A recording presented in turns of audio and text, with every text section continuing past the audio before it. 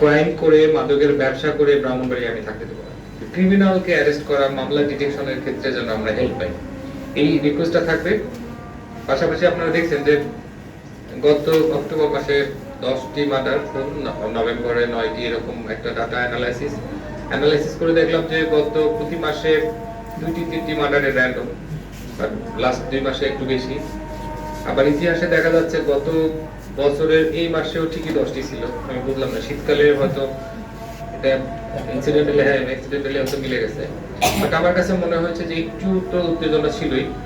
একটা ঘটনা তো আমি জয়েন করা যেদিন পোস্টিং অর্ডার হয়েছে ওইদিনে দেখলাম একটা ফায়ার ইনসিডেন্টের ঘটনা, ওটা নিয়ে তখন থেকেই আমি ছিলাম। বাট লাকিলি হোক আমরা মেইন অ্যাকিউজড দুজনকে অ্যারেস্ট করছি, অপোজিট পাশে যেটা ছিল ওই পাশেও আমরা ধরতে পারছি, আর ওরা তো যুদ্ধ বাইরে গেছিল। আর বাকি যারা আছে এটা নিয়ে আমাদের কাজ চলতেছে।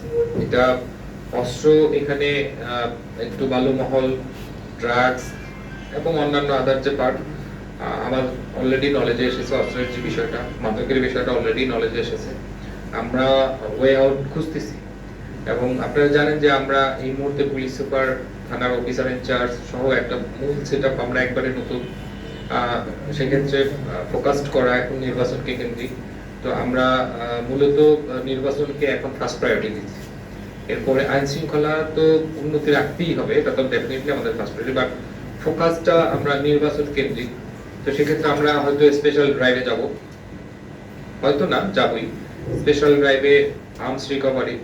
এবং আপনারা জানেন যে ড্রাগস এন্ড আর্মস একটা রিলেটেড, যারা ক্যারি করে, কেউ স্কট করে, আধিপত্য বিস্তার এগুলো আছে, এবং বালু মহলের আধিপত্য বিস্তার আছে এখানে, এই কয়েকটা। আর একটা বিষয় আমার নলেজে আসছে, আপনাদের সরাই বা এদিকে একটু রায়োটিং আছে আপনাদের এই এলাকায়, তো এগুলো হয়তো আমি একটু বোঝার চেষ্টা করতেছি।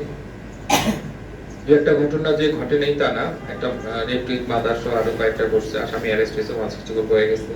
ওইদিকে একটা মার্ডার আসামি হয়ে গেছে, 164 আমরা রিমান্ডে আসছে, ওটা 164 হয়ে যাবে।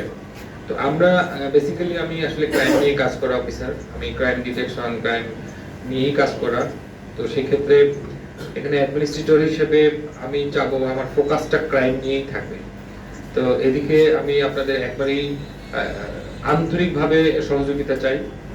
আর ফোনের যে রিসিভ করার যে বিষয়টা বললেন, আসলে অনেক ফোন আসে, আমি এই কয়েকবার দেখছি ফোন অনেক আসতেছে, একটার পর একটা। আমি যদি রেসপন্স করতে না পারি, ধরে নেবেন যে আমি হয়তো টেক্সট দিয়ে রাখি, আবার যখন একটু ফ্রি থাকি আমি ব্যাক করার চেষ্টা করি। তো যদি ভুলে যাই ব্যাক করতে, তাহলে আমার মনে হয় যে ধরে নিয়েন না যে আমি আপনাদেরকে অ্যাভয়েড করলাম, হয়তো ভুলে, মনের ভুলে এটা হবে। বাট আমি চেষ্টা করি পারতপক্ষে সবাইকে শোনার, কারণ ইনফরমেশন তো আপনারা আমাকেই দিবেন, আপনারা হচ্ছেন আমাদের থার্ড আই। আপনারা যদি এই গঠনমূলক সমালোচনাগুলো যদি তুলে না ধরেন, তাহলে আমরা কারেক্টিভ ওয়েগুলো আসলে খুঁজে পাই না। তো সেক্ষেত্রে এই হেল্পটা খুবই লাগবে। আমি এবং খুব আন্তরিকভাবে আপনাদের কাছ থেকে রিকোয়েস্ট করব যে আমাকে আপনারা বিভিন্নভাবে তথ্য দিন।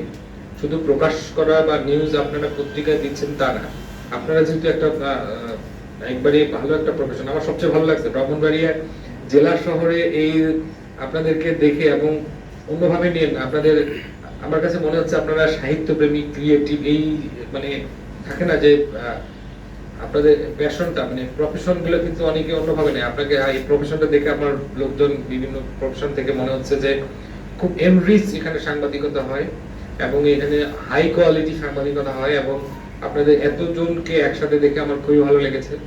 বাট আমার ভালো লাগাটা আরো ভালো লাগবে যে আমাকে যেন ওইভাবেই আপনারা একটু সহযোগিতা করেন। কারণ একটা জিনিস হয় কি, যে প্রাথমিক ভেরিফিকেশন ছাড়া যখন আপনারা একটা নিউজ দিয়ে দেন, এটা বিভ্রান্তি ছড়ায় দেয়। তো সেক্ষেত্রে আমি চিন্তা করবো যে অ্যাটলিস্ট আমাকে হোক, আমার এডিশনাল এসপি হোক, বা থানার অফিসার ইনচার্জ হোক, তিনজনের, বা ইভেন অভিযান পরিচালনা করা বা ঘটনাস্থলে গেছে এরকম কোনো পুলিশ হোক, অ্যাটলিস্ট একটা স্টেক হোল্ডারের সঙ্গে কথা বলে রিয়েল ফ্যাক্টটা জানা যাচ্ছে কিনা একটু সময় নেওয়া। ফার্স্ট ব্রেকিং দেওয়া মানে কিন্তু বেস্ট নিউজ না। আমি মনে করি যে কোয়ালিটি নিউজ ডিলেট হলেও এটা কোয়ালিটি নিউজ। আমি আশা করব যে আপনারা ওই রকম নিউজ দিবেন যে নিউজগুলো আসলে সত্য নির্ভর, যে নিউজগুলো আমাদেরকে আইন শৃঙ্খলা রক্ষার ক্ষেত্রে আমাকে হেল্প করবে, যে নিউজগুলো দিলে সমাজের মধ্যে সচেতনতা তৈরি হবে, যে নিউজগুলো দিলে যারা ক্রিমিনাল তাদের মধ্যে ভয় তৈরি হবে, যে নিউজগুলো দিলে অ্যাটলিস্ট আরো কিছু যারা কাজ করতে চায় ক্রিয়েটিভ কাজ, তার মধ্যে আইডিয়া জেনারেট করবে। তো আমি চিন্তা করি যে আপনাদের এই গঠনগুলো সমাজ গঠনের জন্য যে আপনাদের যে বিভিন্ন রোলগুলো আছে এইগুলো আপনারা করবেন। আর পাশাপাশি আমি আপনাদেরকে দিয়ে একটা শুধু শর্ট আমি এখনই উঠবো একটা মেসেজ দিতে চাই। কারো যদি সন্ত্রাসী বা ক্রাইম করার পরেও মনে হয় যে আমি ব্রাহ্মণবাড়িয়ায় থাকবো, দয়া করে যেন এটা মনে না করেন। ক্রাইম করে মাদকের ব্যবসা করে ব্রাহ্মণবাড়িয়ায় আমি থাকতে দেবো না।